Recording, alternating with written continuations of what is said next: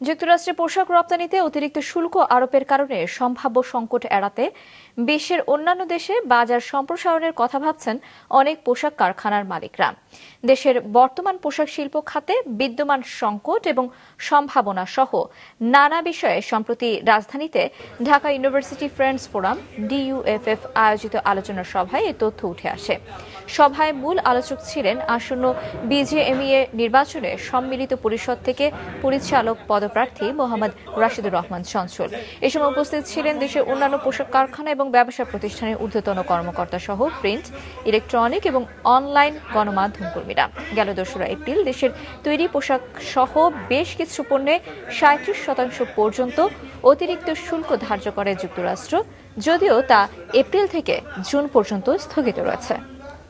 বর্তমান বিশ্বে একটা খুব আলোচিত বিষয় হচ্ছে ট্যারিফ ফ্রম USA।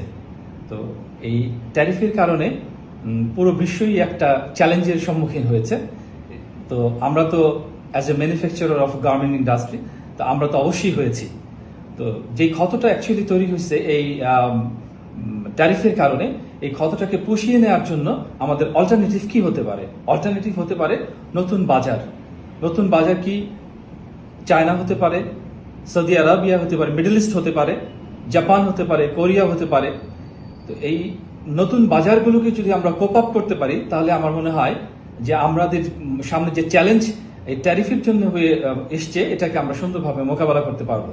সাথে সাথে আরেকটা জিনিস আমি বলতে চাচ্ছি, সেটা হচ্ছে যে আমরা প্রায় 40 বছর ধরে গার্মেন্ট ইন্ডাস্ট্রি নিয়ে কাজ করি, কিন্তু আমরা এই টেইলরিং কাজগুলোই করে যাচ্ছি। কেমন? বাইরে থেকে যে ডিরেকশন আমাদের কাছে আসে, আমরা জাস্ট ওই সাপোর্টটা ডেভেলপ করে আমরা বাইরের কাছে প্রেজেন্ট করতেছি। এই জায়গা থেকে আমাদেরকে বের হয়ে আসতে হবে, এই টেইলরিং থেকে আমাদেরকে বের হয়ে আসতে হবে। আমাদেরকে নিজস্ব R&D স্ট্রংলি এস্টাবলিশ করতে হবে।